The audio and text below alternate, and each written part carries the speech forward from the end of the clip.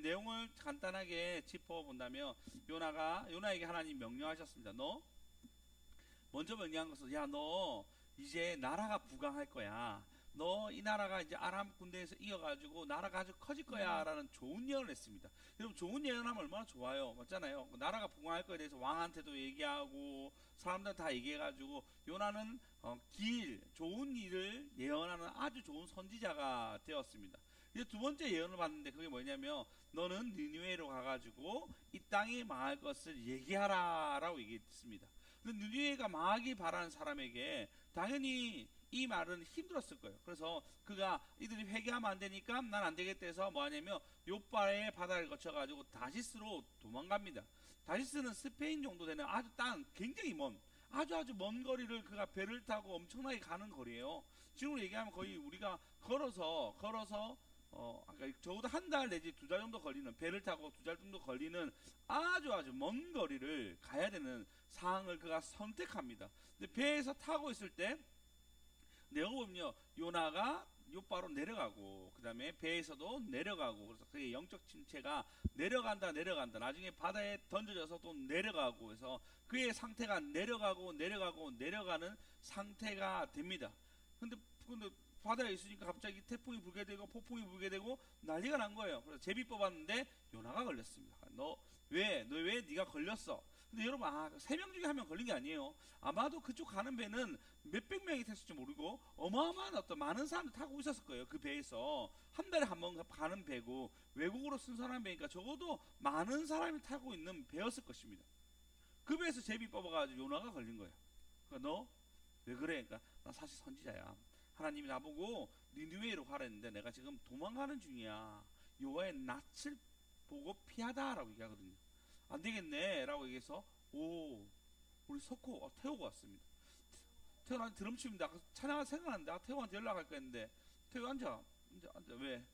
앉으면 돼. 태호 나중에 찬양할 때 드럼 치면 됩니다. 그래서 어떻게 했냐면 그런 상황 속에서 이제 요나는 바다에 빠뜨려지게 됩니다. 그때 하나님이 물고기, 고래, 보통 고래라고 생각하는데 추정해서 큰 물고기가 그를 삼키게 됩니다. 그래서 저번 주에 삼킨 거에 대해서 하나님이 준비하셨습니다 라는 내용을 나누었어요. 근데 이제부터 요나가 자기가 기도를 합니다. 오늘 본문 우리 한번 볼까요? 3절 그의 기도가 이제 나오는 거예요. 네.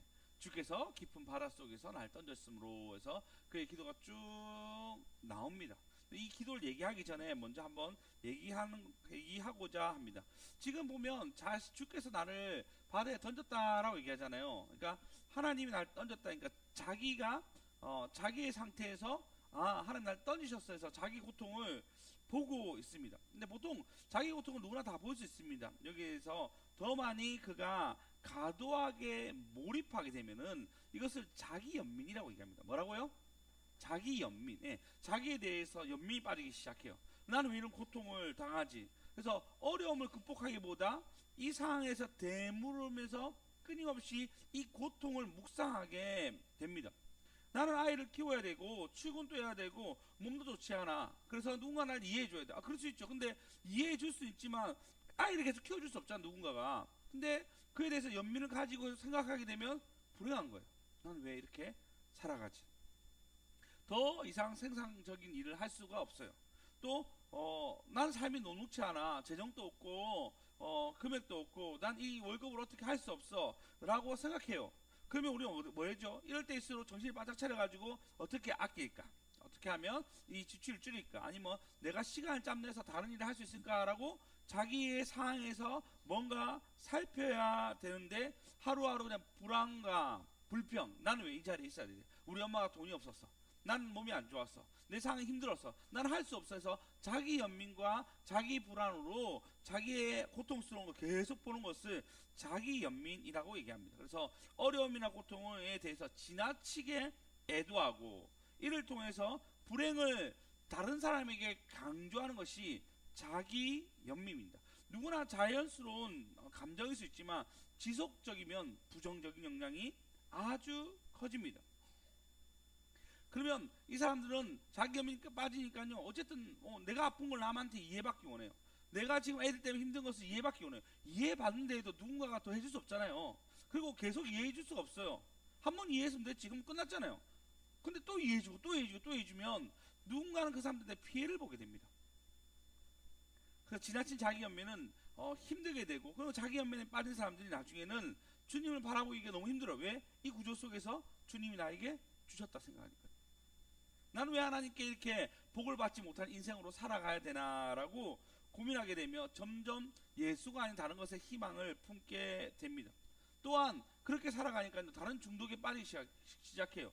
나는 불쌍하니까 좀 이런 걸 해도 돼. 나는 내 상태가 안 좋으니까 난 이런 걸 선택해도 돼. 나는 내 인생이 고통스러우니까 난 이것을 이해받기 위해서 이런 돈을 써도 돼 라고 자기의 상태에서 더 안 좋은 것들을 선택하게 됩니다. 오늘 제목입니다. 나를 보는 것이 아니라 주를 봅시다.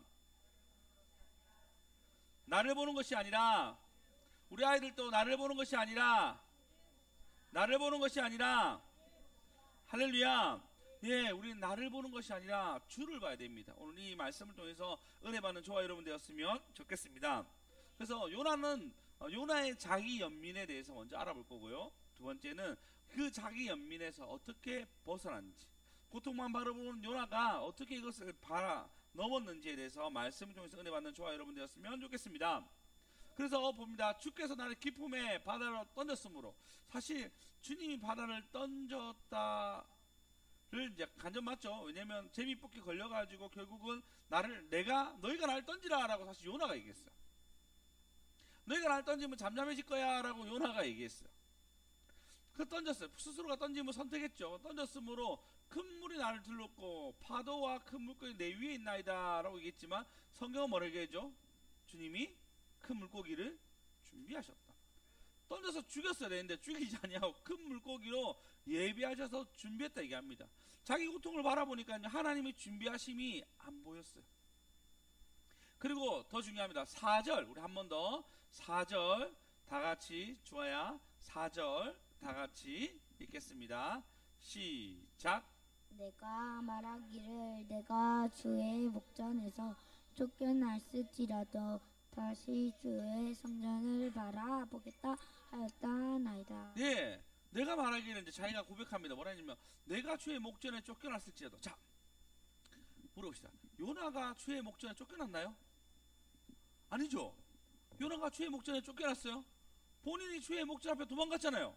여호와의 낯을 피하여 도망갔다 얘기하는데 갑자기 주의 목전에서 쫓겨났다라고 얘기합니다. 지금 이 상황에서 얼마나 황당하겠어요. 주님이 그를 쫓아온 거지 쫓겨난 게 아니잖아요. 주님이 파도로 그를 쫓아와가고 그리고 물고기를 예배해가지고 그를 삼켰는데, 그는 자기 연민과 자기 고통이 있으니까요 뭐라 했냐면 나 쫓겨났으므로 라고 얘기하고 있어요. 완전한 회개라고 할 수 없는 장면이 나오고 있습니다. 자기 연민에 빠지면요 이 일을 객관적으로 보지 못합니다. 이 상황을 객관적으로 누리지 못합니다. 사도 바울도 사울 왕도 마찬가지였습니다. 그가 이렇게 얘기합니다. 사무엘상 22장 8절. 사무엘상 22장 8절 읽어보시겠습니다. 시작. 큰 소리 읽겠습니다. 시작. 너희가 다 공모하여 나를 대적하며 내 아들이 이새와 아들과 맹약하였으되 내게 고발하는 자가 하나도 없고 나를 위하여 슬퍼하거나 내 아들이 내 신앙을 선동하여 오늘이라도 매복하다가 나를 지려하는 것을 내게 알리는 자가 하나도 없다 하니. 네, 이렇게 얘기합니다. 사울 왕이 그가 이렇게 얘기합니다. 야, 너희가 나 다 공모해서 내 대적 다윗을 얘기합니다. 다윗과 맹약하여서 내 아들과 다윗과 맹약했는데 이걸 고발하는 자가 하나도 없고 나를 위해서 슬퍼하거나 슬퍼한 자가 없다 얘기합니다. 지금 본인이 왕이에요. 그 다윗을 쫓고 있어요. 다윗이 슬픔을 당해야 되잖아요.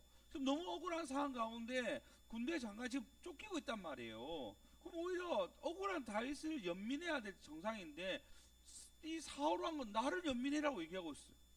내가 불쌍해. 너희들 언제 날 매복했다 날 칠 줄 모르는데 너희들 나를 왜 안 도와줘? 왜 내 상황 가운데 공감해주지 않아? 라고 자기 고통을 얘기하고 있습니다. 그럼 왕이단 말이에요. 모든 결정할 수 있는 왕이었습니다. 자기 고통을 얘기할 게 아니고 다윗을 불쌍히 하게 됩니다. 그 다윗은 누구죠? 자기의 사랑하는 딸의 사위였습니다. 사위단 말이에요. 그런 사람을 죽이려고 혈안이 돼서 쫓아내는 그가 이상한 거 아닙니까? 근데 사울 왕은 이렇게 얘기합니다. 자기 연민에 빠져서 너희는 나를 위하여 슬퍼하거나 내 아들이 내 신하를 선동하여서 오늘이라도 예복하였다는 치라는 것을 내게 알린 자가 없도다. 자기를 위해서 연민해주고 자기를 위해서 불쌍히 여긴 자가 없다라고 얘기합니다. 자기 연민에 빠지면은 이렇게 나쁜 길로, 안 좋은 길로 가게 됩니다. 다시 제목입니다. 나를 보는 것이 아니라 주를 봅시다. 나를 보는 것이 아니라 주를 봅시다. 네, 나를 보는 것이 아니라 주를 보는 저와 여러분 되었으면 좋겠습니다. 우리 사회에도 마찬가지입니다. 직장의 문제, 인간관계의 문제, 삶의 어려운 문제를 볼 때 왜 나만 이런 일이 일어나지? 왜 나만 이렇게 고생해야 되지? 자기 연민에 빠지면 고립되어서 그 해결책을 보지 못하게 됩니다. 심리학자 브레네 브라운은 이렇게 얘기합니다. 고통에 빠진 사람들이 자기 문제 속에서 가두는 감정, 고통에 빠진 사람들이 자기 문제에 빠지는 감정을 바로 자기 연민이라고 얘기해요. 거기서 벗어나지를 못하는 거예요. 믿음의 눈으로 보지 못하는 거예요. 그래서 참 다행스럽게도 이번 어떻게 하면 이 요나가 자기 연민에 빠져나왔냐면 극적인 일이 일어납니다. 다시 본문. 네, 내가 말할지라도 주의 목전에 쫓겨날지라도 우리 뭐라 얘기하죠? 다시 결과론적으로 뭐냐면 내가 주의 목전에 쫓겨났더라도 여기까지 자기 연민인데 지금 스스로 그냥 내가 주의 성전을 바라보겠나이다 라고 얘기합니다. 그가 자기 연민에서 빠진 것은 빠지지 아니하고 완전히 벗어날 수 있었던 것은 자기의 고통을 보는 것이 아니고 시선을 어디 봤죠? 주의 성전을 바라보게 된 것입니다. 할렐루야.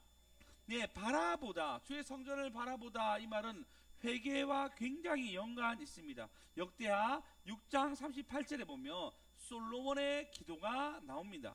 솔로몬이 이렇게 기도합니다. 38절요. 역대하 대하 6장 38절. 자, 읽어봅시다. 시작.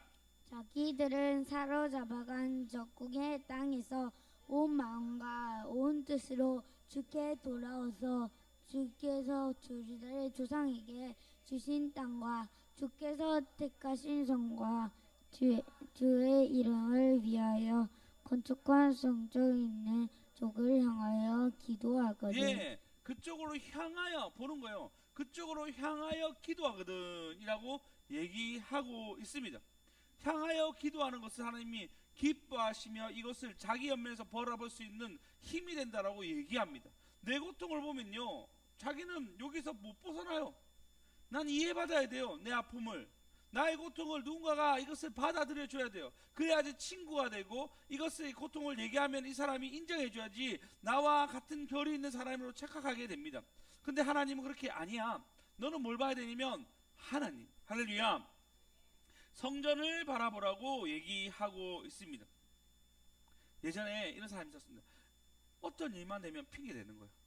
다른 사람에 대한 핑계를 대는 거예요. 난 일 때문에 안 됐고요, 일 때문에 안 됐고요, 일 때문에 안 됐다 이게.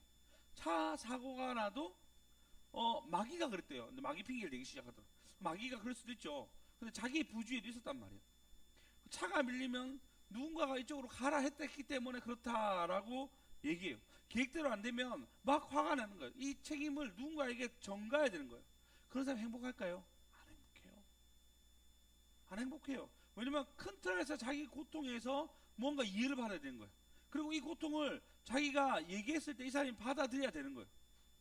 그러면 어떻게 해줘? 자기 말고는 다 피해자를 만드는 거예요.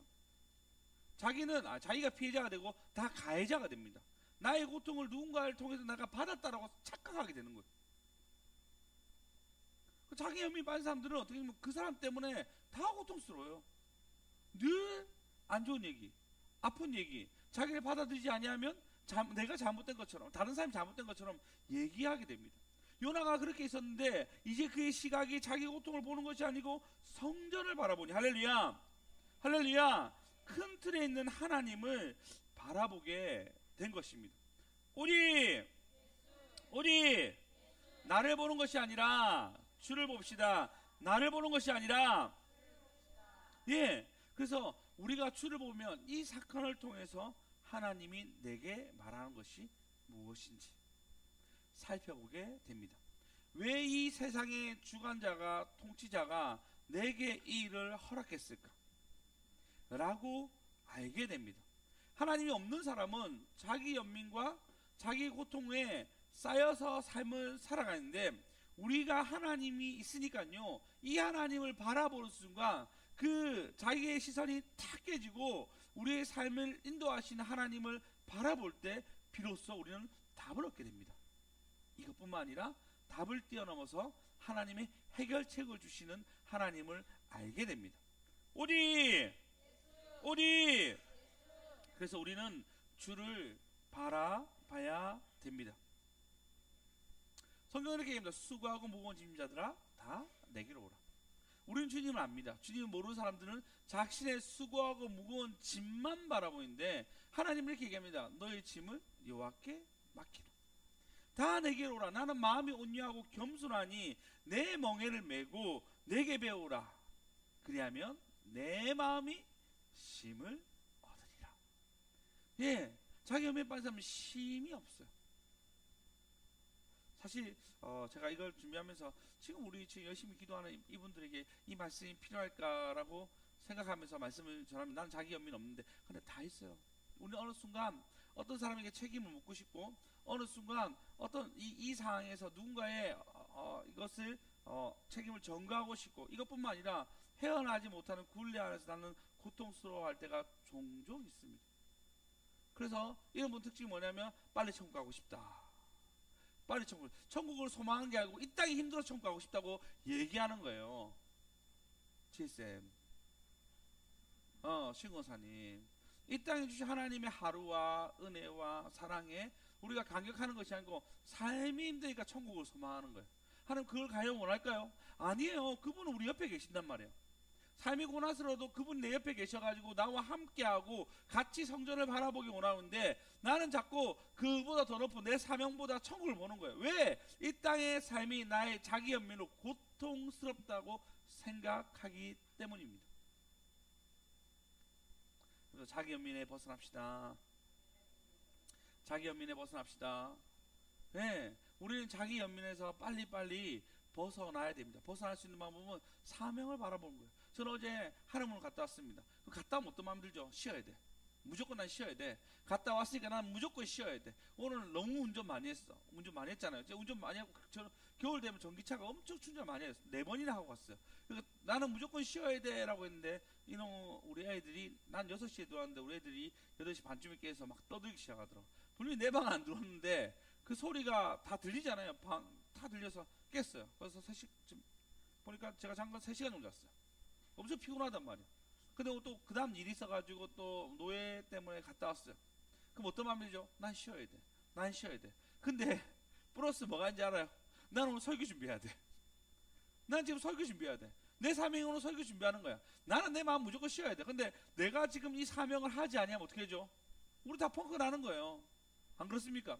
다 힘든 거니까 한편에 난 쉬어야 되는데, 그 쉬어야 돼보다 더 큰 게 뭐냐면 내 사명.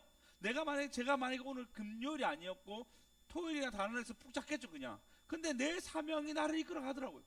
나의 사명이 나의 연민보다 더 커서 하나님을 바라보게 하더라고요. 할렐루야, 할렐루야. 여러분, 우리는 우리의 삶 속에 나 지쳐요, 너무 일이 많아요, 난 내 새끼 키우는 것도 힘들고요, 난 내 몸이 아프고요, 뭐 여러 가지 상황 가운데 내 삶의 내 고통을 바라볼 때 있습니다. 그 바라볼 때는 우리는 뭐 하죠? 멈추게 돼요. 안 하고 싶어져요. 쉬고 싶어져요. 놀아야 돼. 내 시간과 나의 모든 것들은 다른데 좀 쉼을 얻어야 돼. 휴대폰을 보든지 누군가 만나든지 내 마음에 나 힘듦을 얘기해줄 어떤 대상을 찾습니다. 하나님 얘기합니다. 주를 바라보라. 주를 바라보라. 할렐루야, 할렐루야. 우리 하나님 너무 멋있지 않습니까? 우리 예수님 그 결정적인 상황 가운데 겟세마네에서 기도합니다. 이 잔이 내가 너무 먹고 힘듭니다. 내가 이 잔을 정말 마실 수 있습니까? 주님, 하나님 할 수만 있다면 이 잔을 내게 나를 이제 좀 나에게 지나가게 하소서. 고통을 보니까 지나가게 해달라고 예수님 기도하는 거예요. 본 역시도 그 자기 연민 가운데 굉장히 고통했습니다. 근데 뭐죠? 주를 바라보니까, 주를 보니까 할렐루야, 그 잔을 마시기로 선택했습니다. 우리 종종 그런 유혹이 옵니다. 이 잔이 좀 지나갔으면 좋겠다. 내 삶이 너무 무거운데 일찍 천국 갔으면 좋겠다. 천국 가는 건 주님, 잠깐 아프고 갔으면 좋겠어요. 한 방에 깨가든지, 그래도 깨가기 전에 인사 조금 할 수 있고, 뭐 이 정도 생각하시잖아요. 건강하게 80세까지 살다가 아픈 거 한 일주일 좀 아프고 다 죽었으면 좋겠다. 아이고 우리 그 한나 집사님 그 어머니처럼 주무시다 갔으면 좋겠다. 이런 생각 하잖아요. 하나님 뭐라죠? 이 땅에 살아있는 건 네가 주를 바라보고 사명 따라 살아가라. 예수 그리스도가 그 잔을 받으면서 영화롭게 된 것처럼 너는 이 땅에서 또 아름답게 하나님 앞에서 많은 것을 쌓을 수 있는 하루를 내가 허락했는데 이 하루에 만족해하며 주를 바라보고 우리에게 말씀하십니다. 할렐루야. 네, 다시 나를 보는 것이 아니라 여러분 나의 고통을 보는 것이 아니라 주를 바라보는 저와 여러분 되었으면 좋겠습니다. 그래서 내가 와야 말씀이 좋습니다. 네, 우리 석호가 태우고 와서 말씀이 좋습니다. 예. 우리 기도합시다. 한번 기도합시다.